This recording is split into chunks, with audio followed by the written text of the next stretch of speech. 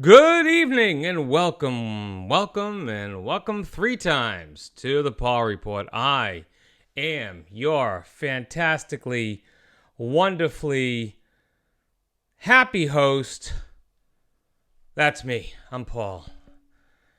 Hey, Paul, how you doing? All right, let's get that off of there. There we go. All right.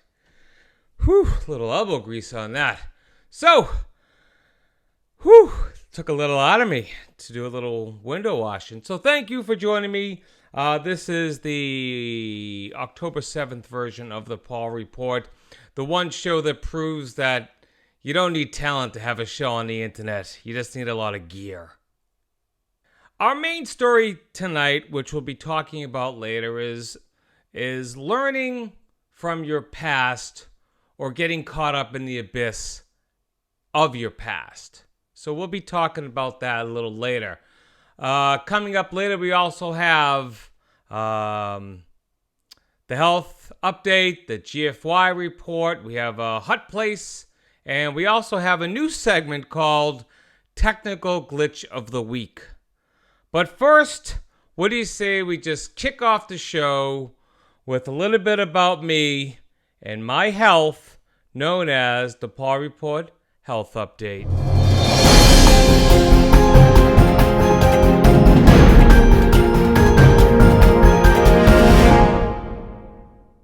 All right, so what's going on in my health? It's been a crazy 2021, and who knows what's going to happen in the future. But as far as my eyes go, no change.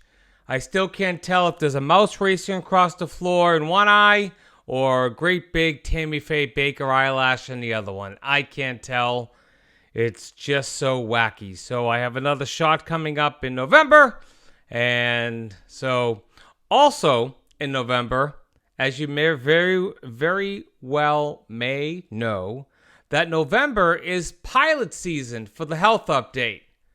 So much like TV shows, they all come up with their pilots, and then they pitch them to the networks, and whichever ones make it, and the ones that don't. And so since last year in October was when I found out that my adventure with the little polyp was starting, it sort of gave birth to the health update. So I figured I have the same appointment coming up later on in November. I have an endoscopy scheduled. I also have an MRI scheduled for other things. So they're going to check me out, and who knows, maybe, hopefully not, but maybe a show will get picked up for next year's health update. Stay tuned and see what happens. Speaking of last year's surgery, at my doctor's appointment, I found out that I have a hernia. Now, this hernia actually takes place, I wish I could show you, but it's in my upper region here. Let me just do this. It's right here where I'm pointing. And what it is it feels like two big sacks of something. I think it's my guts actually pushing out against me. But because of all the trouble that I have with my incision, a hernia has taken hold. So because of my weight and a few other factors, they decided that they wouldn't operate until I was to lose some weight. So we're working on losing some weight again. Oh yeah, so we'll see what happens. More on that as it becomes available. So that's pretty much it. That has been the health update. I've been Paul, and you've been watching About My Health.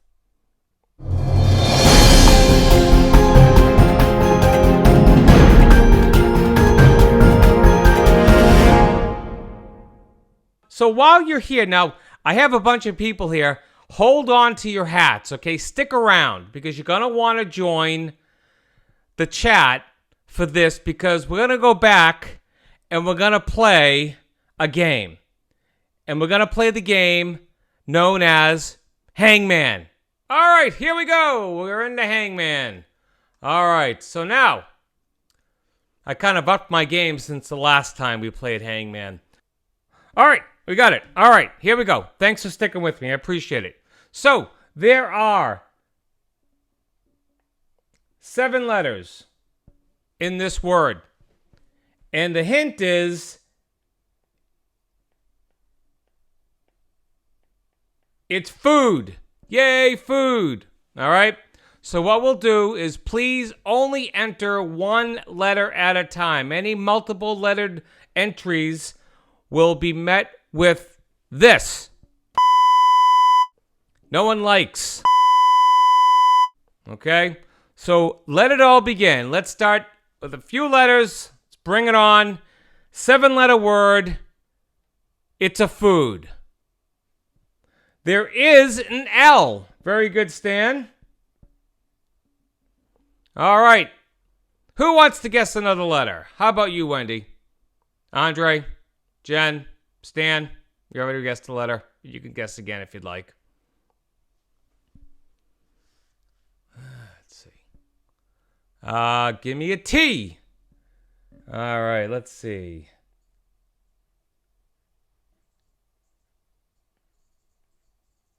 All right, I have to do this little part over. All right. Let's see. We have an L. We have a T. All right. Let's see. We have an O. There are no O's. So now we draw a head. You know what? That head doesn't look right. I'll get to you guys in a second with your A. That head doesn't look right. Let me get you a better head. Let's see. How about this? Hey, look, it's my head up there. All right, we have an A. There is no A.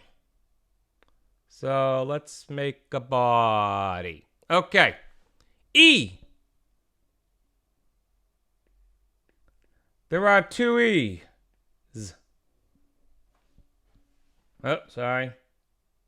Make that a better E. All right. It's getting closer. I know my handwriting's kind of shaky on this thing. I apologize. All right. Come on, folks. If you don't answer, I'm going to have to put a hand on this thing. Dun, dun, dun, dun, dun. Hey! Lauren comes up with the win. The word is pretzel. There we go. There I am. Hello, me.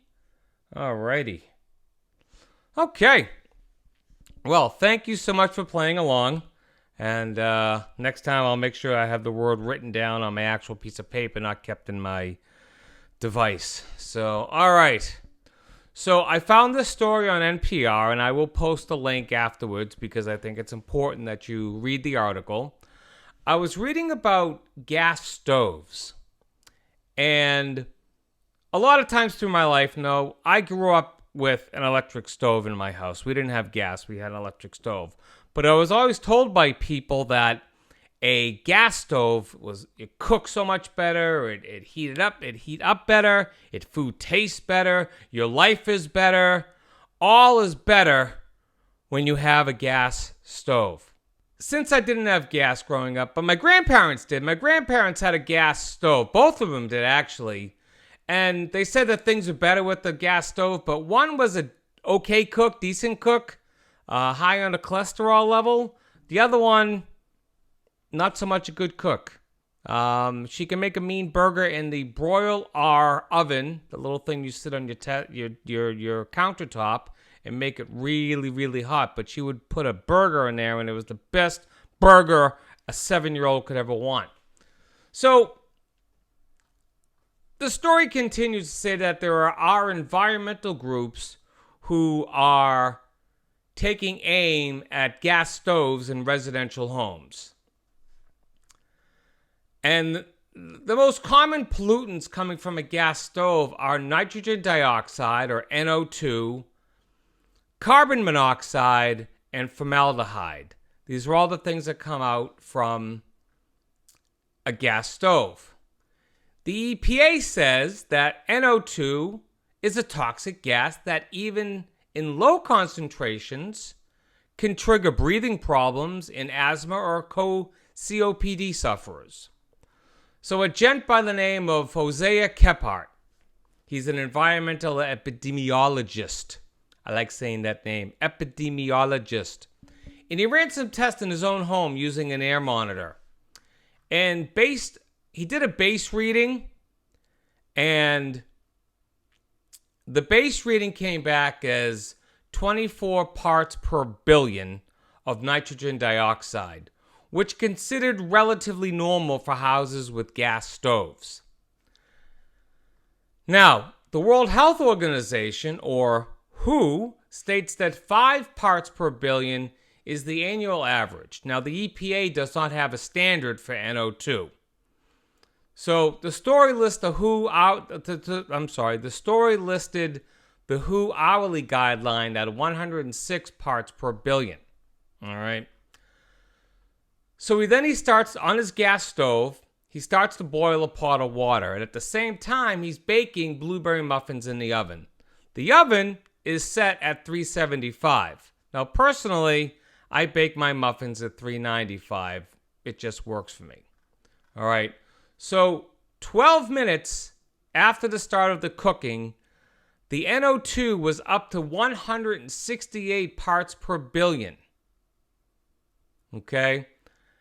That was after 30 minutes, it went up to 207 parts per billion, which is nearly 2.5 times the hourly limit that WHO recognizes. I think they said it was like 106 parts per billion. I don't know what they mean by hourly, but So for the people with lung conditions, this is no bueno. Further, he went upstairs to a bedroom, one of his kids' bedrooms, and he opened up the door and went inside. When he took the reading, it was relatively normal, but after just a few minutes of having the door open, the parts per billion went up to 109. So this NO2 gas was getting into a room to a higher elevated level. Now he says it's not a given that having a gas stove in your home will make you sick or lead to asthma. It's what he called risk calculation. And he says if you have a large kitchen with really up-to-date ventilation system and you have a healthy body, this may not be your biggest concern or the biggest risk to your health. So if you have a gas stove in your house, what can you do if this might be a concern for you? Well, you can reduce the NO2 emissions in your home by using an exhaust above your gas stove that's vented to the outdoors. If it's not vented to the outdoors, it's not doing anything. So make sure it's vented to the outdoor. Now, the AGA, which is the American Gas Association, otherwise known as Friday at Taco Bell, says that while all gas-fired residential cooking ranges are designed to operate without the outdoor ventilation, installing one can improve your indoor air quality. Now, I did read somewhere in this article that the AGA is, they're trying to make things safer. They took out the always lit pilot light from a lot of these models, so that way it's not always lit. It starts up when you need it. And the and the article went deeper into the growing concern and battle between the AGA and a group trying to bring about the end of gas in residential homes. So you can read this article for yourself, and I have the link here, so let me get that for you. Let's see. Right here is the link. So I'll leave that up there for a few seconds. Actually, you know what? I'm sorry. Let me do this. I went backwards. Let me do this. All right. There's the link. Keep it up there. Let's see. Who's on? Oh, look at that. Willie Merrill joined the show. Hello, Willie. I was going to say something rude, but we're not at the alley, so, what happens in the alley stays in the alley. But yeah. So, how'd you like those 2 points you took the other night? That was great, huh? Number one team. I'm just messing with you, guy. Thanks for joining. I do appreciate you coming on. I know this is probably your first time on the show. All right. Hopefully you got the link. Let's take care of some housekeeping business. Let's see. All right. So, If you want to be a guest on the Paul Report, or maybe you want to suggest a guest, want to nominate someone for the GFY, or got a comment, email me, thepaulreport@gmail.com, or you can go to the Paul Report on Facebook and message me there. Where to watch Thursday nights right here on Facebook and also on YouTube. Anytime on Apple Podcasts. You can subscribe to the Paul Report on Facebook, YouTube, Apple Podcasts, Instagram, and Twitter. Again, I am planning a move to YouTube, solely to YouTube. Again, that'll happen in a little bit of time. I am still hoping to get some more subscribers to the YouTube page. All right, I'll tell you what. I will waste no more time getting to the one part of the show that everyone has voted. Not everyone. Most people have voted the most popular show segment on the show, the GFY.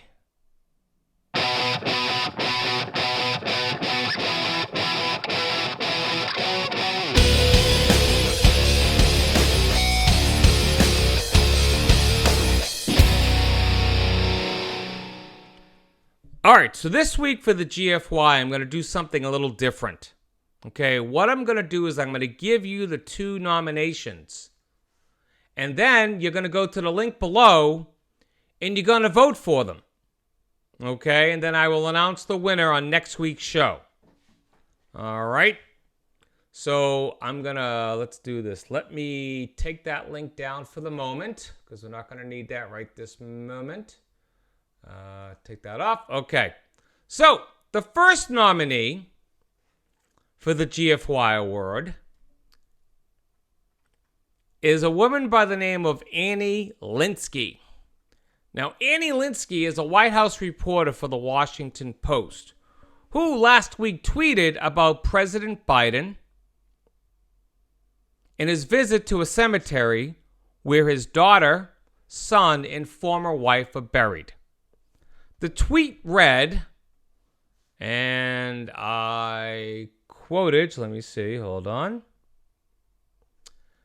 Biden goes to church and walks through a graveyard in Wilmington as his legislative agenda is dying in Washington.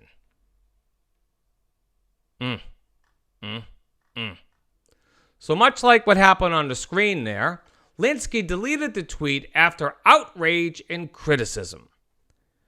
She then tweeted, I deleted an earlier tweet which was not intended to cause offense. All right, but it's really not an apology for being insensitive to a person's grief.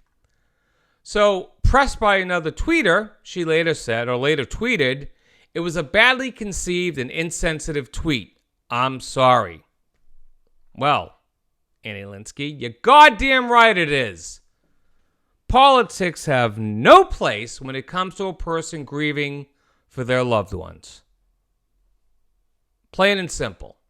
Politics aside, the man lost his wife and his daughter in a car crash. His 2 sons were injured in that crash. His son later died of brain cancer. And It just has no place. And so that's our first nominee. The second nominee comes from a good friend of mine. His name is Dylan. He posted a Facebook story about something that happened to him, and I wanted to share that and put that as a nominee. So, he asked me that I would surmise what he said. So, basically, concert tickets for the band Tool went up on sale. He tried for 90 minutes to get tickets.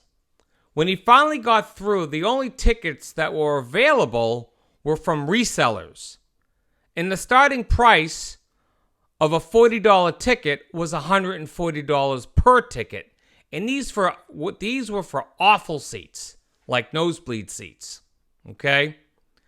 Now his nomination is for the ticket resellers. Well, let's call them what they are. They're ticket scalpers. because they're using unnatural means to get tickets and then resell them at an amazing markup. So, I put it to you, good friends of the Paul Report. I will put the link back up there now. Wah, wah, wah, wah. There's the link. So, go over to the website, www.thepaulreport.net/vote-for-GFY-award. Now, if you just go to thepaulreport.net, look to the top of the screen, you'll see one that says Vote for GFY Award. Go ahead and vote, and I will announce the winner on next week's show. Or if you vote now, I'll announce it by the end of the show. So, go ahead and vote. And while you're doing, no link on YouTube.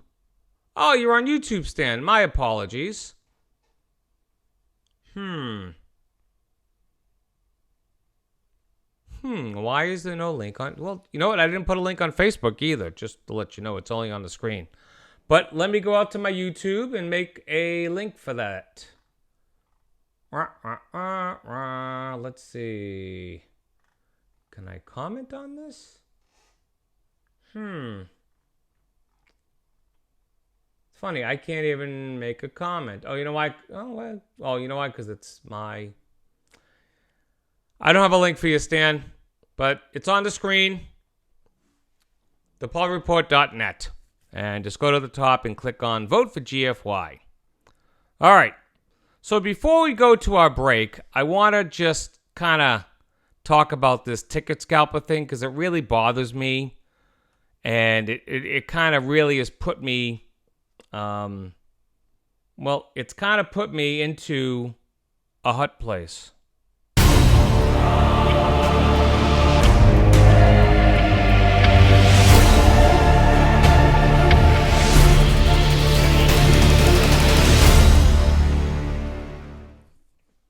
So, here it is. Maybe you didn't know this, maybe you did, but the online event ticketing market is expected to reach $68 billion annually by 2025. By next year, the secondary market will bring in nearly $15 billion. Now, none of this revenue goes to the artist, the management, or the venues. And you know who pays the extra price? This guy, the fan. We pay the extra price. Okay? A band announced a reunion show. It was expected the show would sell out. They expected it to. So as people were waiting to buy $40, $45 tickets, they were informed that it was sold out. StubHub was already listing them for $900. And it's only getting worse. Ticketing websites are being warned that up to 40% of their traffic will be coming from what they call bad bots.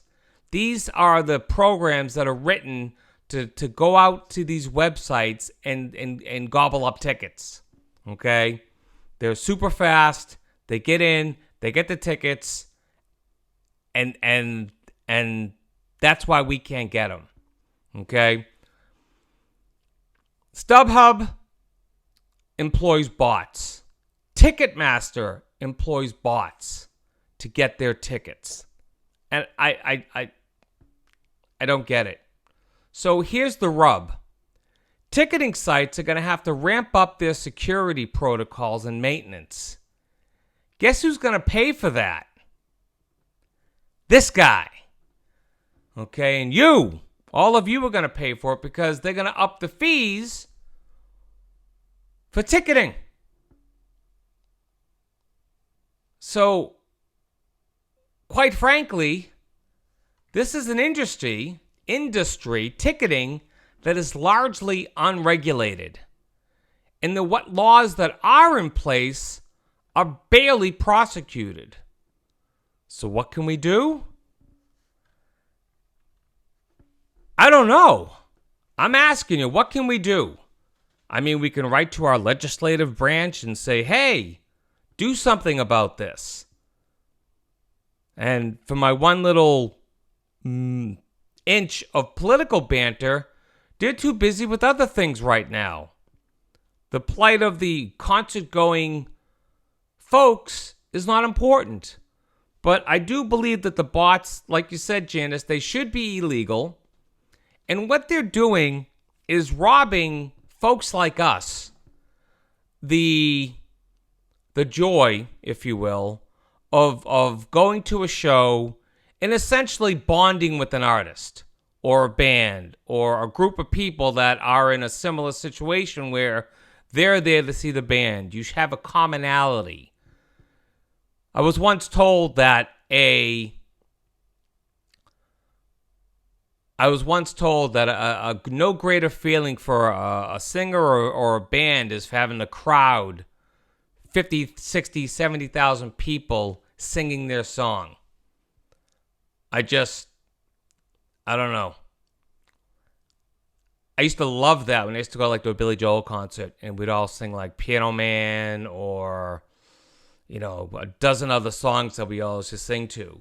And it's great just being in a crowd and everyone knowing, there's a song called The Ballad of Billy the Kid. And at one point of the song, you sing this like na-na thing, like na-na-na-na-na-na-na-na-na, right? And everyone knows when it's coming. And at that very moment, all the musicians stop and all you hear is thousands of people singing the same thing all at the same time, knowing that it's coming up. And there's nothing better than that. But I'll tell you what sucks. Being at that and having to pay thousands more for a ticket than you should be. It kind of sours the moment, if you will. I don't care if you're a pure fan or not. People like us are not independently wealthy that we can just spend $1,000 on a concert ticket. I mean, Bruce Springsteen was on Broadway, and his tickets got gobbled up, and the secondary market, the lowest price for a secondary market ticket was like $1,700. That's cray-cray. Cray-cray. So, yeah. I just don't think I really like this whole thing. So, it looks like either my timer never started or my scene never changed. But let me go ahead and get into my space here. Dun, dun, dun, dun, dun, dun, dun, dun. You know what I'll do? I'll do this.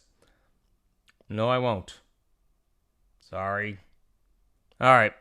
We're going to go into the promos. Go out and vote at thepaulreport.net. Go along the top of the page. The vote for GFY. We're going to do a quick break. When we come back, we'll go into our main subject. You can look, but don't get caught staring.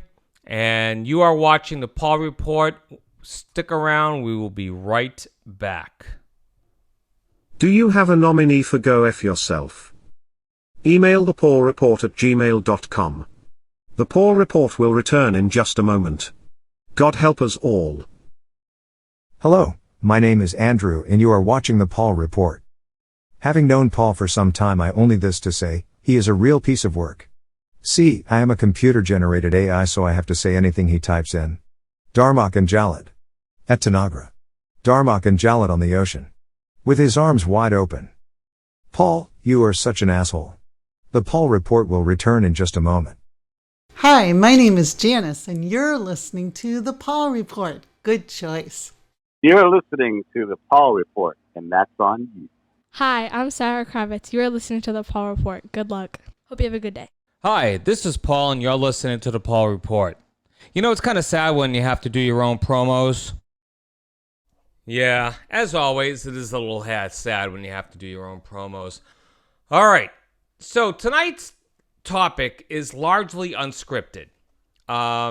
Reason being is that in my own life, I am guilty of doing what I'm going to talk about, and I'm assuming that folks like yourselves are guilty of it too. It's really weird. I have YouTube up, and I don't have the sound on, but I can see myself 10 seconds ago. So, hey, 10 seconds ago, Paul, how are you?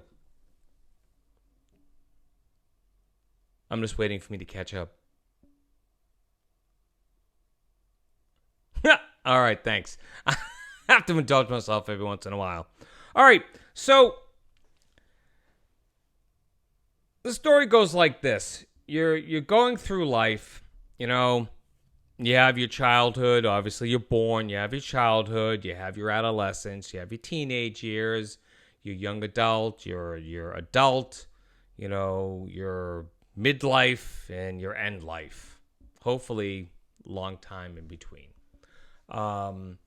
What I have done in the past is I have looked back on days gone by and really got into that feeling of that day. And it sort of would either elate me and then I'd come out of it and I'd be bummed out, or I would be bummed out and it would keep me bummed out in the present. And there was someone once said a line to me. It says, like, you can look into the past, but just don't get caught staring. And there is a feeling that, what's that line? If you don't something the past, if you don't learn from the past, you're bound to repeat it. And I was the king of repeating patterns throughout a large portion of my life so far. And because I thought I learned a lesson, but I really didn't learn a lesson. A lot of my, I will say to the person who I'm about to speak in this lumped area, it's nothing personal at this point. I have made choices in my relationships that were not great. I have made choices in my relationships that were not healthy. I have made choices in my relationships that I just should have never made. Now,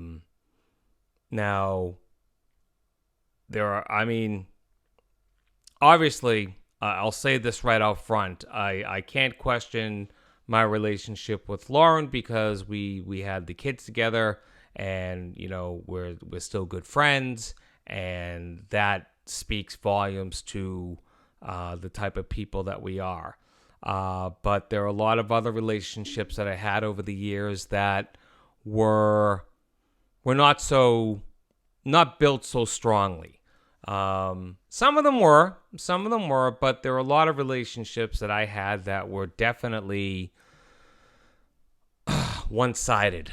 And I would always sort of go back and romanticize some of these relationships, but at the core, they were just wrong.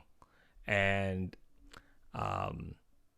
that's just one of those things that I would get caught staring on my relationships. Thankfully, it took a lot of pain and sorrow. What was that Steve Martin line? Murder and death and grief and sorrow. But it took a lot of stuff for me to get past that. And I truly believe you attract where you're at. And I met Jen at probably one of the most healthiest points in my life. So I find that to be a definite benefit for getting your shit together and stop looking at the past and staring at it. So other areas that I would get caught staring at is my education.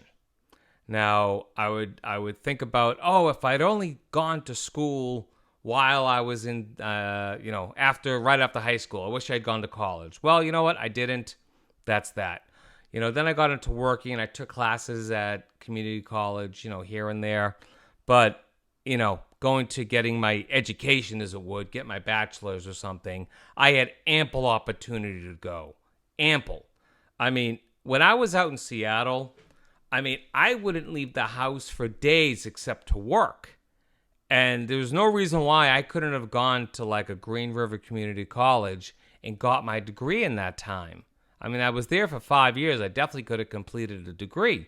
So I look back upon that moment and I think, God, why didn't I just do that? And I'm not filled with regret. It's not regret. It's like a downer. It's like God, I'm so angry at myself for not doing that. And then I get angry and I get like, God damn it. And then I'm bummed out about it because I didn't go to school back in 1995 or 1994. So so now I kind of look out and I look at things in the past and I say, yeah, I spent time in Seattle. I spent 5 years there. And while I was there, I had lots of things that I did. But one of the things I didn't do is I didn't go to school. You know what?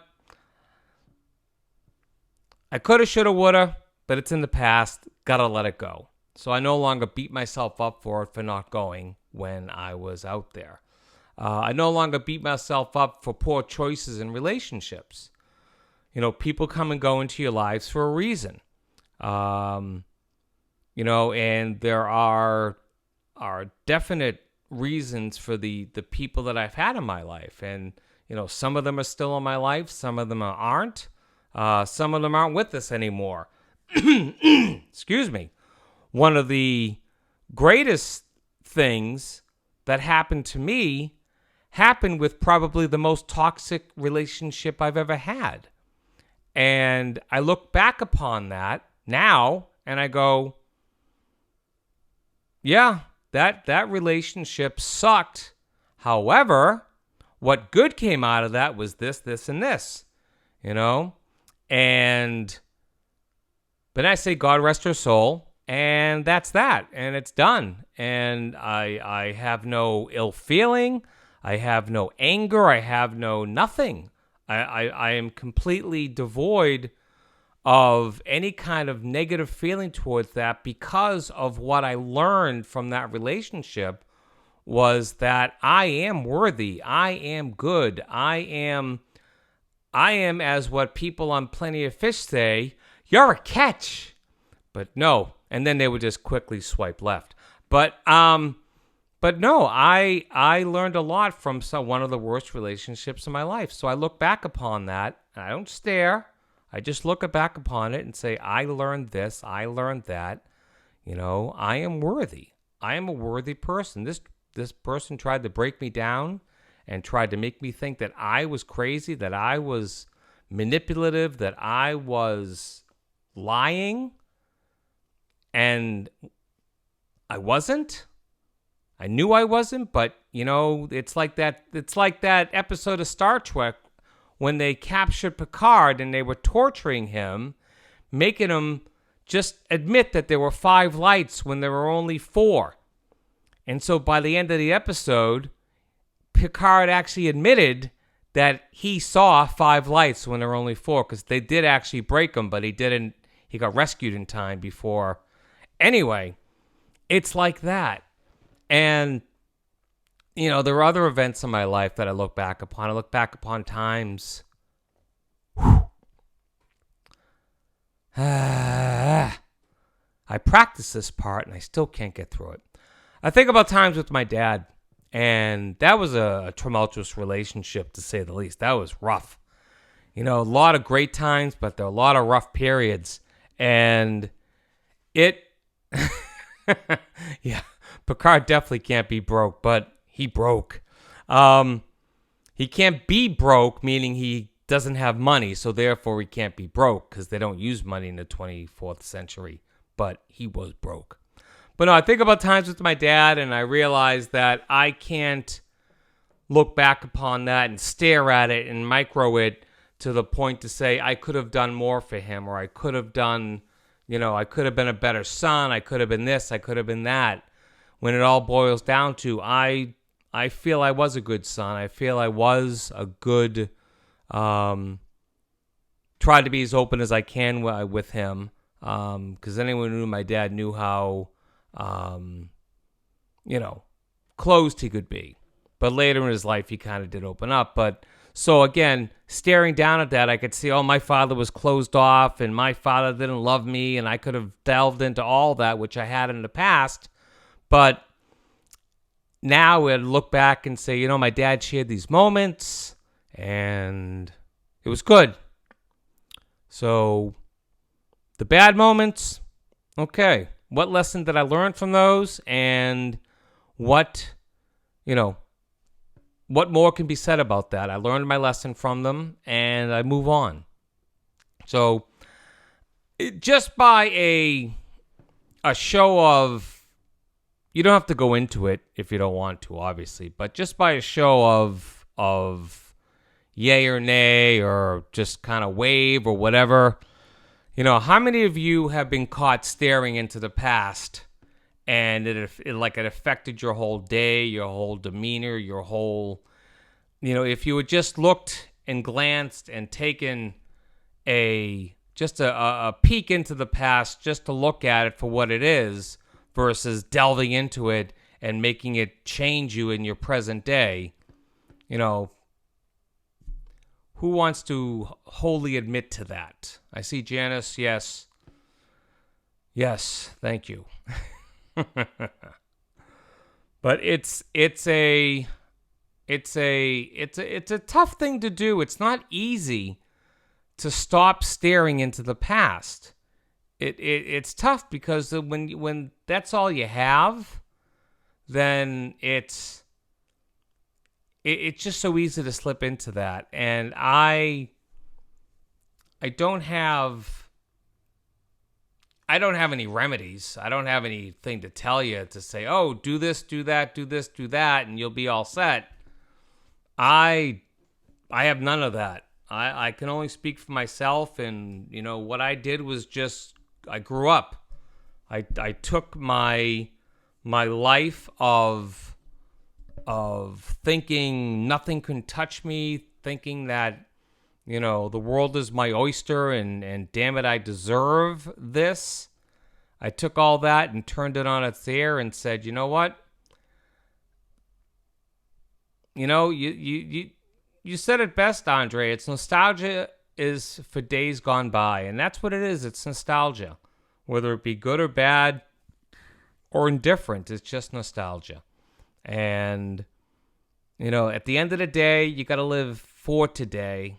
And you got to look at tomorrow for your, for whatever it is. Again, look back into the past for inspiration. Look at anything that might inspire you that was done in the past, whether by you or someone else, but learn from that. And then turn back around, move forward. You got to keep moving forward. That's why sharks get to eat so much, because they only move forward. They never move backwards. So if you find yourself going deep, deep, deep, deep, deep into the past and it's just starting to affect you, pull yourself back by whatever means possible. If it means, if it means slapping yourself in the face, this one's for you, Andre. She's my sister. She's my daughter. She's my sister. She's my daughter. Sister, daughter, sister, daughter. Okay. By whatever means necessary, get yourself out of it. Pull yourself out of it. Remember that, we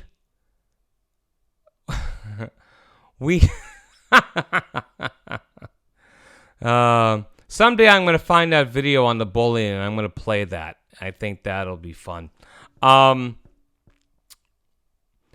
Life is short enough. Life is short enough, and I hate to get all touchy-feely with all of you, but I don't know. I insert priest joke here. I think that you go a lot further looking forward. The past only drags you down. Maybe only for a minute, maybe for a day. Imagine what you can do with one day if you didn't get stuck in the mud of a day or an event gone by that you just got sucked into. Imagine what you can do with a day that you didn't do that. I mean, I know that I get far more creative now when I need to be because I'm not stuck in the mud of the past. And I'm reminded of my past all the time. All the time I'm reminded of things in my past. Some good, some not so good, some downright horrible. And I deal with it in that moment. And then as soon as I'm better, I move forward. And again, I don't spend a lot of time going, oh, yeah, if I just did that at that moment, that would have been so much better. That would have been a better decision. Oh, I can't believe I took the red pill. Oh, I should have taken the blue pill. Why didn't I buy Apple at $4 a share? Why didn't I buy share? No. Think about this when you're going through your day and you get sucked in. And maybe you know somebody who does that. Maybe you know someone who's not watching the show tonight. Maybe you'll find a way to sort of, if they're a good enough friend that you can talk to them, sit them down and say, hey, look, that's not helping you. That's not doing anything for you. So, offer help, whether it be you or something professional. Everybody needs therapy. No one should be offended if you say they need therapy. Everybody needs therapy. So, yeah. So that's really, anything else I say from this point forward will just be me repeating myself or going down the rabbit hole of schmaltz. Thank you, one and all. Lost my train of thought. Oh, I bought new lights. I just thought I'd mention that I bought new lights and I got this handy dandy remote and I can change the lighting in the room quickly. So if I want to get intimate, I could do this. Or if I want to get just a little brighter or very bright, god damn, that's bright. So anyway, everyone, thank you again. Subscribe if you haven't. Share my post if you see them. I'd appreciate it. And once I reach 100, I'll stop begging. I don't care. If I just get 100 subscribers on YouTube, I'm done. All I want is that URL, and then I don't spam people. The only time you get an announcement from me is if I'm announcing the show or doing a preview for the show. I don't send out crap. So please share my stuff out on the show. That would be great. Have a great week. Look forward.